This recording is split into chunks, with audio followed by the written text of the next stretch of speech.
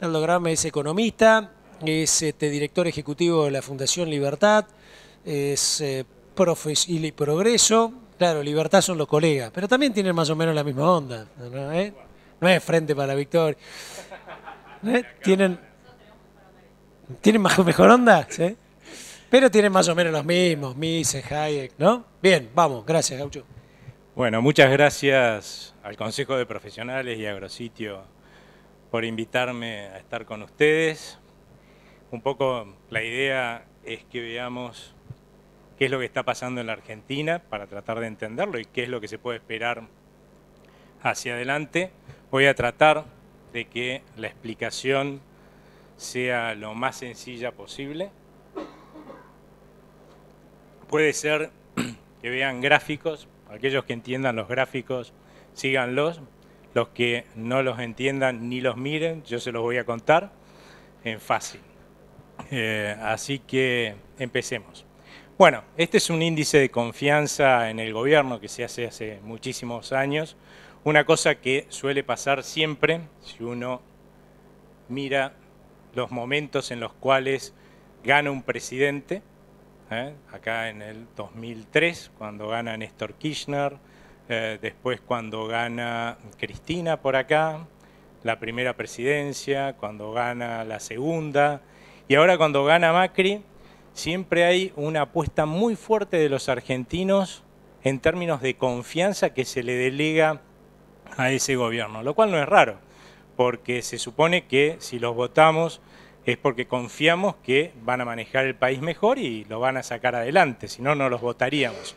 Eso es algo que siempre pasa, obviamente le pasó a Macri. De hecho, Macri, aún en estos momentos, que fíjense, está bajando esa confianza en el gobierno, está por arriba de los mejores momentos que tuvo Cristina Fernández de Kirchner, en términos de, o muy cerca de los mejores momentos que tuvo Cristina Fernández de Kirchner. Solo lo supera Néstor Kirchner, que venía, recordemos, de 4 años de desgobierno la Argentina, y obviamente eso es lo que genera semejante salto, ¿no?, en la confianza en este nuevo presidente que era electo luego de una crisis institucional.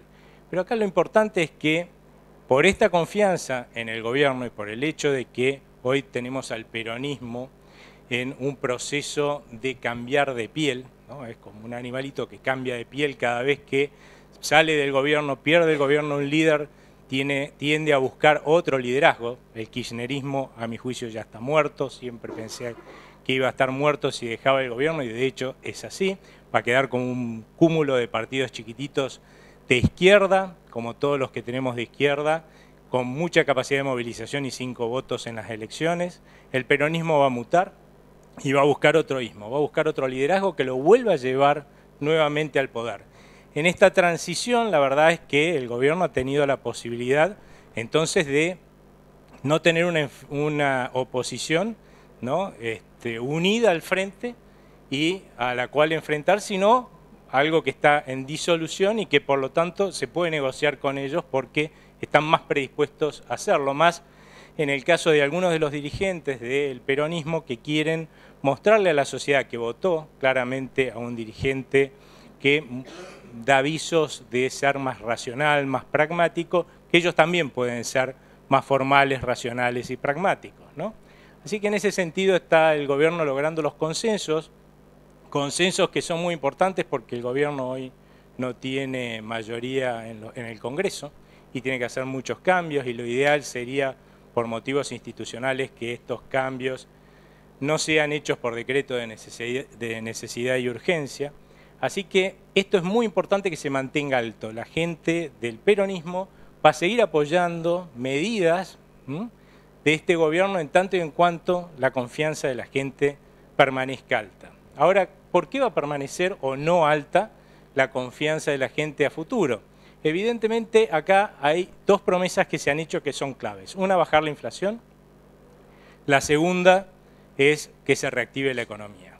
Es increíble este nivel de confianza en el gobierno porque después vamos a ver lo que es el nivel de confianza de los consumidores. O sea, podríamos decir qué es lo que sentimos nosotros en este momento, cómo nos sentimos, y nos sentimos pésimos, ¿no? O sea, ya de movida tenemos una sociedad que entiende, ¿no? Y no solamente los que votaron a Mauricio Macri, sino más que eso, porque es mucha más gente todavía en porcentaje que la que lo votó a Mauricio Macri, entiende que hay que resolver problemas que se heredaron y que eso implica un sacrificio y un esfuerzo, pero que si se hace, hacia adelante se va a estar mejor. Eso es lo que quiere decir esta mayor confianza en el gobierno, y no es raro que esto sea así, porque algunos me discutían. Yo siempre fui muy pesimista con este primer semestre, ¿no? A diferencia de algunos colegas y funcionarios del gobierno que pensaban que iban a llevar los dólares rápidamente. Y cuando yo contaba lo que realmente veía, ¿no? Un primer semestre muy duro, me decían, bueno, pero eso va a llevar a que la gente se subleve. Y yo decía que no, y es lo que está sucediendo, y está sucediendo además por que tenemos un prontuario en ese sentido, ¿no? ¿Cuántas veces hemos cambiado de gobierno sabiendo que el gobierno que va a llegar va a tener que tomar medidas durísimas, que la vamos a tener que pasar muy mal por un tiempo, hasta resolver esos problemas y sacar el país adelante, ¿no? O sea, no estamos haciendo nada nuevo hasta ahora en términos históricos. Hacia adelante podemos estar haciendo quizás algo nuevo en términos históricos para cambiar lo que ha sido este rumbo de decadencia de la Argentina. O sea que en este proceso estamos, y ahora vamos a ver si estas dos promesas que se hicieron y de la cual depende que, por ejemplo, el año que viene le vaya bien en las elecciones al gobierno de Mauricio Macri. Tengan en cuenta que hoy está consiguiendo los consensos de parte de aquellos que van a ser sus competidores a futuro por la presidencia, porque todos esos señores quieren ser presidentes, ¿no? En el 2019. Cada vez se va a volver más difícil conseguir esos consensos hacia adelante. O sea que más vale que tenga poder propio, ¿no? Mucho más consolidado a partir de finales del 2017. En ese camino vamos a ver primero qué es lo que ha pasado en la Argentina en términos de precios. Todos sabemos que hemos tenido inflación alta en el pasado, y qué podemos esperar de la inflación hacia adelante para ver si esta primera promesa se va a cumplir, que yo creo que es la que más chances tiene de cumplirse, ¿no? Lo primero que hay que tener en cuenta es que nosotros venimos de un modelo económico que estaba basado fundamentalmente en saquear a los sectores productivos de bienes, ¿m?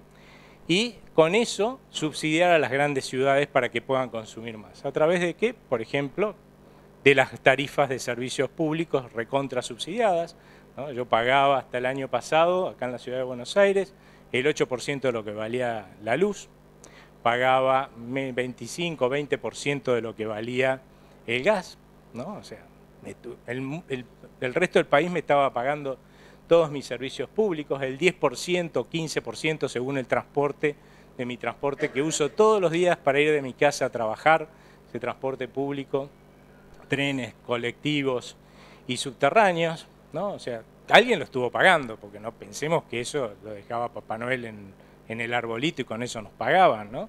Alguien lo estuvo pagando, y lo estuvieron pagando fundamentalmente la gente del interior, la gente que producía bienes en el interior, ¿no? O sea que no es extraño que todas esas economías se hayan visto, y esa gente se haya visto exprimida desde el punto de vista tributario y asfixiada desde el punto de vista económico, porque hay otra forma también de transferir recursos de un lado para el otro sin que la gente se dé mucha cuenta, ¿no? Ahí en un momento dado, por ejemplo, Ernesto decía, ¿sí?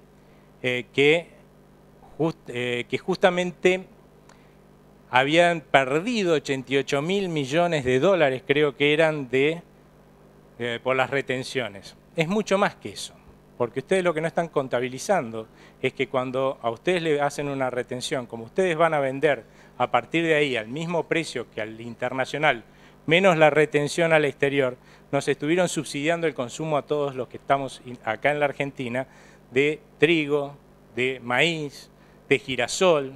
Consumimos pocas soja, así que ahí nos dieron poquito, por ahí algunos chinos, ¿no? Habrán recibido algo más, pero la verdad es que el monto es casi el doble seguramente de eso, lo que se debe haber transferido del bolsillo de los productores a, por un lado, el gobierno y por otro lado el bolsillo de todos nosotros, ¿no? Los que somos consumidores acá en la Argentina. Y otro factor que también no se tiene en cuenta cuando se calculan esas transferencias de riqueza, es el cepo cambiario. El cepo cambiario tuvo como razón de ser el atraso del tipo de cambio oficial. Hacer que el tipo de cambio oficial valiera en pesos mucho menos de lo que debería valer. Ahora, todos los precios de los bienes y por lo tanto todos los precios de los productos que ustedes hacen en sus campos, tienen en sus campos, en realidad son bienes, con lo cual todos los productos de ustedes siguen naturalmente la evolución del tipo de cambio oficial. Si uno atrasa entonces el valor del tipo de cambio oficial, lo que está haciendo es atrasar, bajar artificialmente el precio de lo que ustedes producen. Y eso obviamente tiene un beneficio, ¿sí? Que es que nosotros en las ciudades pagamos mucho menos por la comida.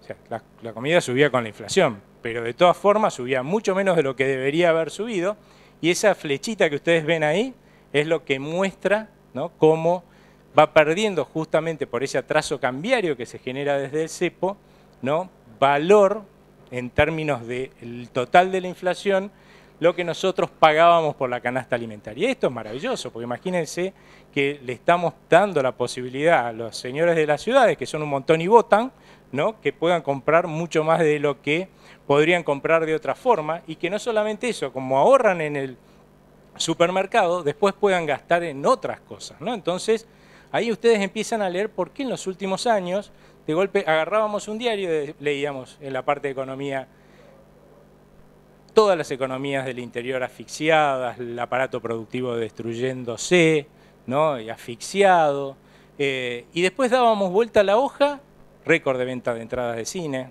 todo el mundo viajando al exterior, los restaurantes llenos, pero no, pará, acá hay algo mal, porque un país que cada vez produce menos, ¿cómo puede ser que cada vez consuma más?, ¿no?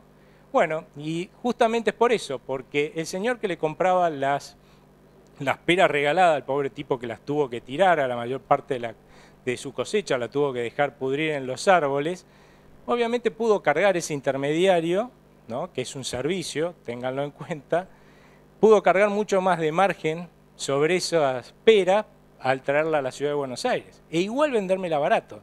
El mismo fletero, el transportista, podía cobrar mucho más e igual llegaba más barato a las góndolas para que yo comprara esa pera. Por supuesto que el señor que producía peras lo matamos, ¿sí?, y perdió un montón de plata, pero del lado de nosotros, de los señores que tienen el servicio, ganaron mucho más dinero.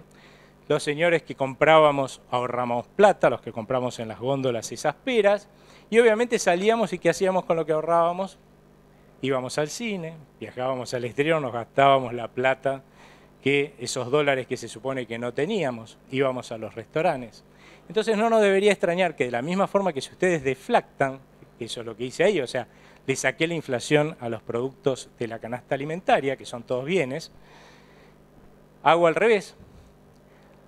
Cotizo en dólares libres de aquel momento, que son los contados con liqui, y los servicios suben.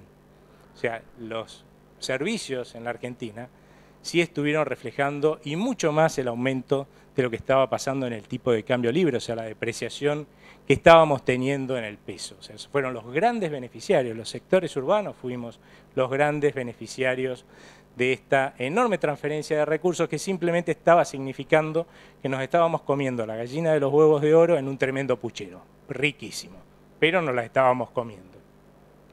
Obviamente esto no es sustentable, esto es lo mismo que pasó en Venezuela. En Venezuela había producción agropecuaria, hoy ya no existe. Es cierto que ese es el sector, no era un sector eficiente de ellos, pero de la misma forma estaban desapareciendo sectores menos eficientes de la economía argentina, ¿no?, justamente por productores de bienes, ¿no? Y allá lo único que se está produciendo hoy es casi petróleo. Y acá, fíjense que en los últimos años, aún en el campo que hablaban hace un rato, nos mostraban como el más eficiente del mundo, en el campo solamente era rentable y solamente en algunos sectores la soja, ¿no?, una cosa notable. Bueno, eso es lo que provocan los cepos cambiarios, que en el caso de Venezuela lleva mucho más tiempo que el que llevaba en la Argentina, pues estaba desde el 2013 el cepo cambiario, ¿no? Así que bueno, el haber sacado el cepo cambiario significó claramente un alivio para el sector agropecuario, porque los productores empezaron a recibir el verdadero valor de sus bienes, ¿no? De aquello que estaban produciendo.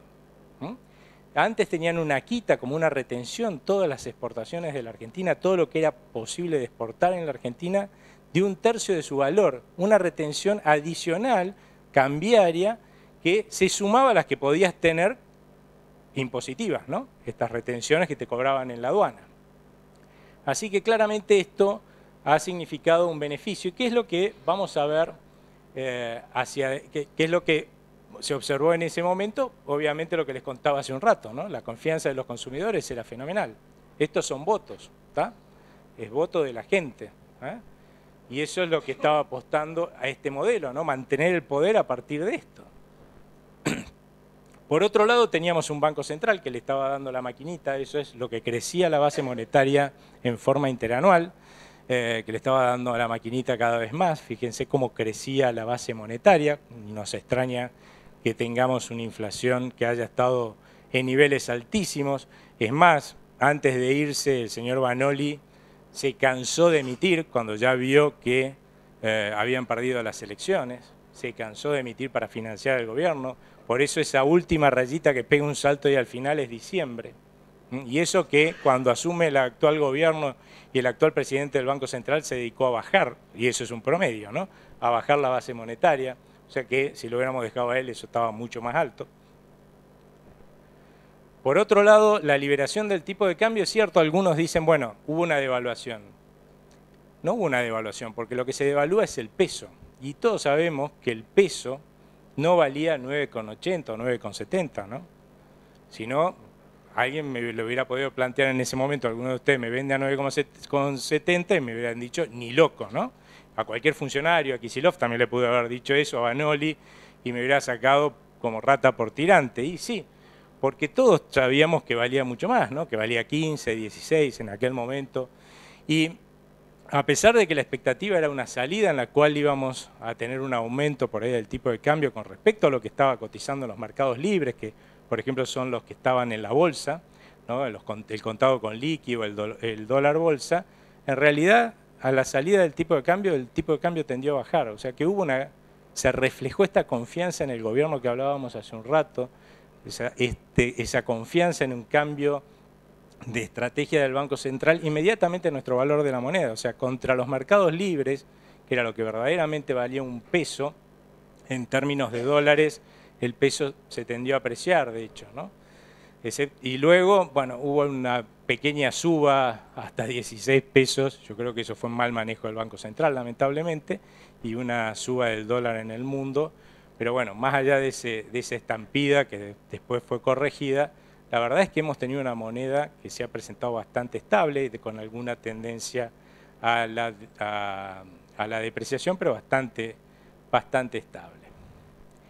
Y eso fundamentalmente porque el Banco Central, lejos de seguir aumentando como se estaba aumentando la base monetaria, decidió bajarla. En los últimos meses está subiendo la base monetaria simplemente porque el Banco Central ha decidido obligar a los bancos a demandar más base monetaria aumentando las exigencias, pero la realidad es que todavía sigue siendo contractiva, generando tasas altas de interés la política del Banco Central, fundamentalmente, pues si ustedes miran la liñita verde que está ahí abajo, que son porcentajes, si está por debajo de la línea horizontal es que está bajando, lo que está bajando ahí es la demanda de pesos, ¿no? Lamentablemente estamos teniendo una caída de demanda de pesos que se puede transformar en más inflación en la medida que uno no saque esos pesos que sobran del mercado, y es lo que en definitiva está haciendo el Banco Central, ¿no? El Banco Central, a través de endeudarse, está sacando pesos del mercado, y es lo que, a mi juicio, va a permitir que luego de hacer estas correcciones de precios relativos, ¿no? Aumentar las tarifas de servicios públicos, también el impacto que ha tenido en los productos en las góndolas, el salir del cepo, va a permitir hacia adelante que veamos que la inflación va descendiendo. Muy probablemente lo que veamos es una inflación que ronde el 2,5% ahora en julio, probablemente también veamos inflaciones que ronden el 2% en agosto y septiembre, y hacia finales de año yo creo que hay muchas chances de que la inflación está rondando el 1,5% que dice el gobierno que se ha fijado como pauta. O sea, y es más, el otro día planteaban como audaz el hecho de que el presidente Macri haya dicho que iba a ser la inflación del 20%, ahora el año que viene o menos. La realidad es que si a finales del año la inflación es del 1,5%, el año que viene tiene que estar por debajo del 20%, ¿sí? O si no están haciendo algo mal, porque ya queda posicionada por debajo del 20% anualizado. O sea que el cumplimiento de esta meta, la meta de inflación, más allá de que en el año no van a cumplir el 25% que dijeron originalmente, el cumplimiento de lo que queda de este semestre, yo creo que va a ser bastante aproximado a lo que plantearon, y eso va a mejorar la expectativa y la perspectiva de la gente con respecto al gobierno. Esta es la inflación que estamos esperando hacia adelante, y si lo miramos más por año, ya en términos de expectativas, cumplir con las metas de inflación a partir de allí no es tan difícil. Claramente el condicionante, y eso no lo vamos a tocar hoy porque ya es como una visión más de mediano plazo, y la verdad es que hoy la clave está en este corto plazo en términos de gobernabilidad. Ese es el gran problema del actual gobierno en todo caso. Yo creo que la clave para que esto se logre es la parte fiscal, ¿no? Evidentemente tenemos un problema fiscal muy serio, está costando mucho corregirlo, y si no se corrige, todo esto que estamos hablando no se va a cumplir. Cuando miramos ya qué puede suceder con el nivel de actividad, ahí lo que podemos ver en este gráfico es que es el nivel de actividad mes a mes, medido por un indicador que es privado, es de Orlando Ferreres. Fíjense cómo durante los últimos 4 años hemos estado oscilando en un periodo de estancamiento, ¿no? El gobierno que hacía, de golpe salía, gastaba un montón de plata, pedía prestado afuera, gastaba un montón de plata, le daba aceleración a la economía. Cuando se le acababa el combustible tenía que empezar a pagar las deudas, entonces se caía la economía y volvía a subir y se volvía a caer. Y a mediados del año pasado, lamentablemente, la Argentina entró en recesión. O sea, el combustible que tenía el gobierno para el año pasado, un año electoral, le duró hasta mediados de año, ¿no? Así que empezamos la recesión en realidad en esa época, ¿no? Y lamentablemente también continuamos con esa recesión en este primer semestre. Pensar que uno iba a poder salir de los problemas que había generado el anterior gobierno gratis era imposible. O sea, a la gente le iba a tener que doler en términos de poder adquisitivo el hecho de tener que pagar más las cosas en el supermercado. Pero si no se pagaba lo que verdaderamente valían las cosas, difícilmente del otro lado iba a haber gente dispuesta a producirla. Y más aumentar en la producción hacia futuro. O sea, era la única forma de quebrar esta tendencia a la estanflación que hemos tenido en los últimos años, era justamente regresarle sus recursos a aquellos que podían producir y terminar con este subsidio artificial que estábamos recibiendo en las ciudades. Era bastante difícil que se pudiera sostener el subsidio que estábamos recibiendo en las ciudades al gas, a la electricidad, al transporte público, porque del otro lado había gente que estaba demandando con justa razón que la presión tributaria en la Argentina era fenomenal. Para que ustedes se den una idea, la presión tributaria en la Argentina no solamente durante este gobierno llegó a niveles récord históricos, sino que nos posicionó como el segundo país del mundo, después de unas islas que creo que se llaman Comores, una cosa así, que no sé dónde están siquiera, en términos de presión marginal impositiva, o sea, de dónde, lo que nos estaban apretando como una naranja. O sea, no es que nosotros sentíamos que nos exprimían como una naranja, no, nos exprimían como una naranja, pero era la única forma de financiar todo este despilfarro de plata que estaban haciendo en términos de subsidios para subsidiar a tipos como yo que podíamos pagar la luz, el gas y el transporte público. O sea, un señor que tiene que que paga garrafa porque no tiene gas, hoy me está subsidiando a mí que yo tenga gas más barato, y con ese subsidio encima, ¿no?, él nunca va a tener la expectativa de tener gas natural como la tengo yo. Es un absurdo, es un absurdo, ¿tá? Y ese absurdo es el que se ha mantenido en los últimos años y del que hay que salir, y es indefectible que nos va a costar. O sea, yo no es que estoy muy contento de que me hayan aumentado 4 o 5 veces la tarifa del gas y la luz, ¿no? Porque en mi casa tuvimos que empezar a pagar calefacción y aparatos electrónicos por todos lados, y además recortar otros gastos.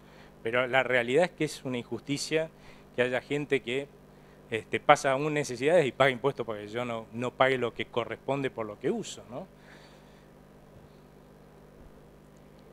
Por supuesto que esto, una de las cosas que ha generado es que la gente se sienta mal. Como yo les decía, bueno, ustedes quieren ver cómo se sienten de mal y a pesar de eso apoyan este gobierno, ¿eh? Miren lo que ha sido la caída en la confianza del consumidor. Fenomenal, ¿sí? La gente realmente se siente mal.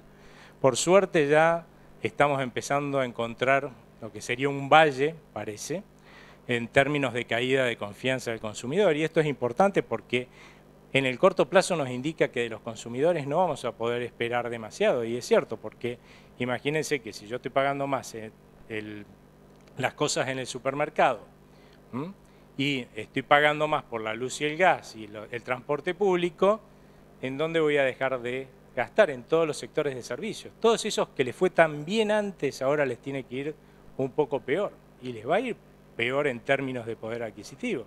Los restaurantes en la ciudad de Buenos Aires han perdido 30% de sus ventas, ¿no? Y están cerrando restaurantes.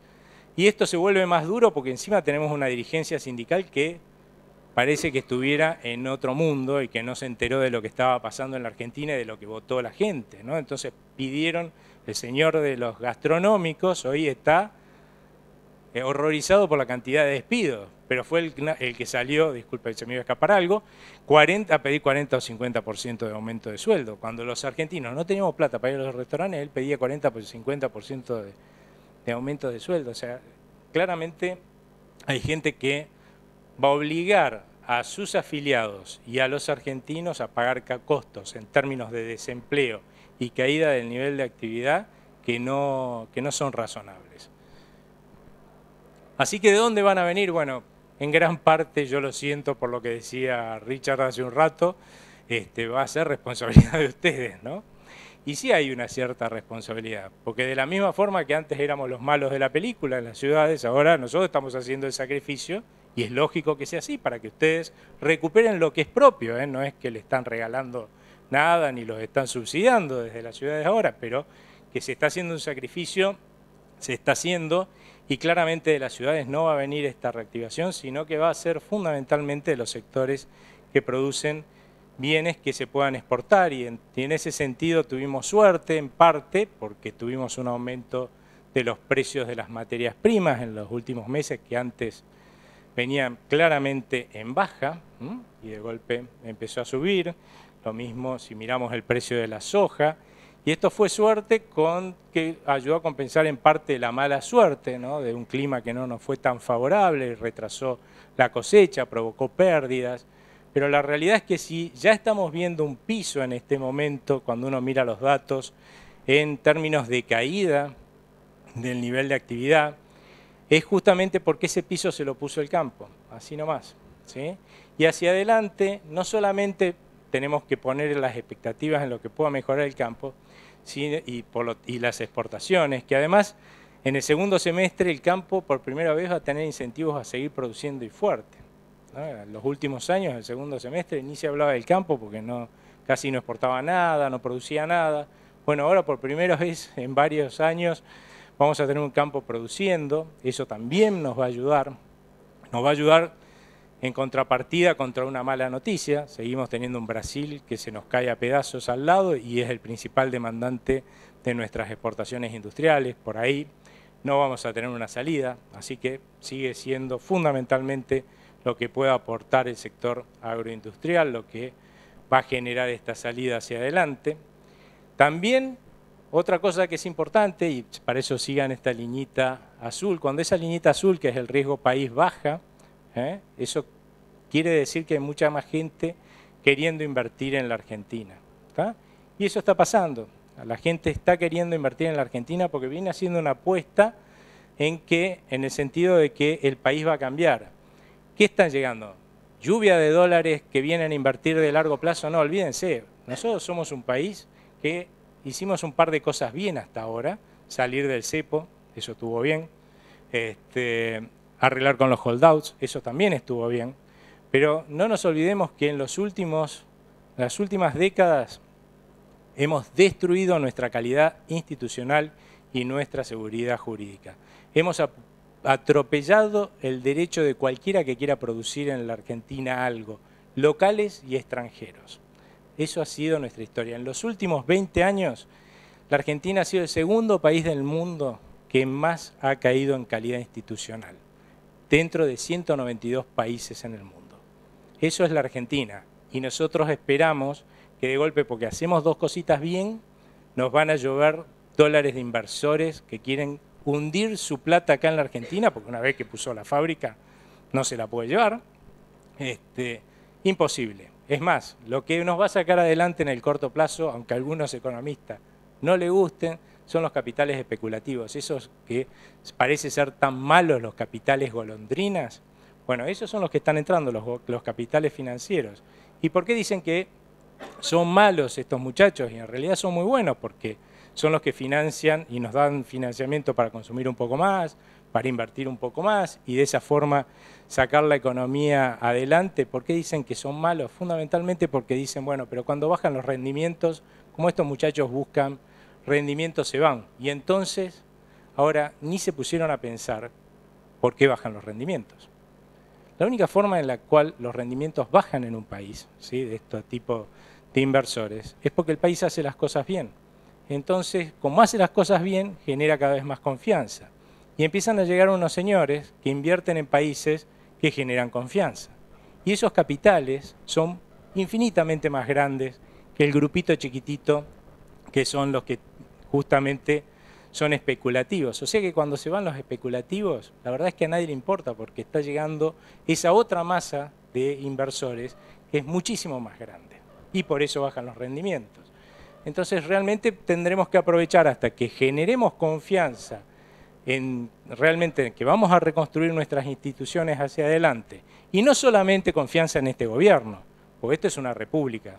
Y en una república se supone que tendríamos que tener alternancia. O sea, nuestros opositores también deberían empezar a generar, por lo menos los principales candidatos, a suceder a Macri a futuro, a generar esa confianza que todos vamos a tratar de reconstruir las instituciones. Y ahí es donde vamos a ver que llegar cada vez más capital de ese de largo plazo que genera más empleo, más riqueza en la Argentina. Por el momento nos tendremos que acomodar y arreglar con lo que realmente quiere llegar, que son los menos adversos al riesgo, ¿no? Y por eso nosotros pensamos que vamos a tener una reactivación y que esa reactivación ya debe estar en marcha. Ahora, imagínense que nosotros venimos hace un año metiéndonos cada vez más profundo en un pozo. Alguien puede pensar que de golpe la economía se va a transformar en Superman y vamos a salir volando de ese pozo inmediatamente. Olvídense eso, pasa en las películas, eso es milagro. La economía no tiene nada de milagro. La salida va a ser dura, vamos a tener que arremangarnos, con dientes y uñas vamos a tener que ir trepando hacia arriba. La buena noticia es que ya no vamos más para abajo, pero vamos a tener que trepar hacia arriba. Para que ustedes se den una idea, yo calculo que para que ustedes se sientan igual que lo que se sentían a finales del año pasado, nos va a tomar por lo menos todo este semestre hacia adelante. Recién nos vamos a sentir igual a principios del año que viene.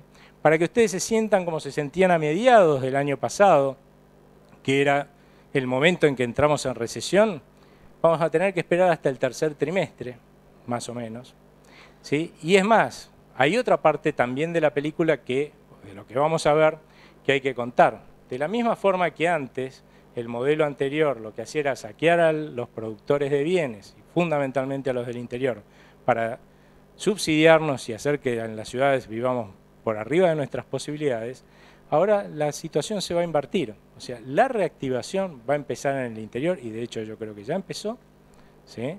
y después va a llegar a las ciudades, cuando ya esté bien dinámico todo el sector productivo de bienes. O sea que quizás los de la ciudad vamos a tener que esperar un poquito más en ese sentido, ¿no? A que llegue la reactivación.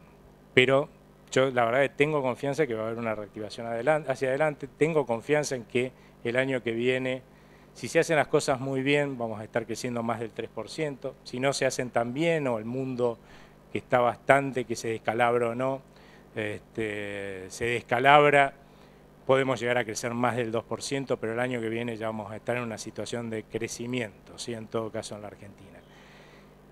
Crecimiento que hay que sostener hacia adelante. Y ahí es donde empezamos quizás a tener que hacer un poco de autocrítica individual, ¿no? Mirarnos hacia adentro, porque hoy decían, por ejemplo, que pese a que producimos para 11 argentinas tenemos hambre, ¿no?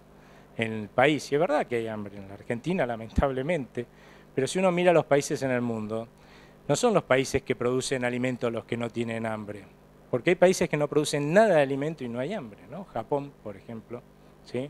Podemos agarrar todos los países escandinavos, ellos no producen principalmente alimentos y allá no hay hambre, ¿no? Y acá hay hambre, porque la verdad es que no importa si uno produce alimentos o no, porque lo que uno tiene que producir es riqueza, ¿sí? Y cuando uno produce riqueza y esa riqueza se queda en el país, puede comprar los alimentos aunque no los produzca. Eso es lo que pasa en los países en los que no hay hambre. Producen riqueza, no importa si es alimento o no. ¿Está? Así que, y otra cosa que también uno tendría que plantearse, que yo fui anotando aquí, es el tema fiscal, ¿no? Una preocupación que realmente es cierta, para mí es la parte débil todavía de esto que se está haciendo desde el gobierno.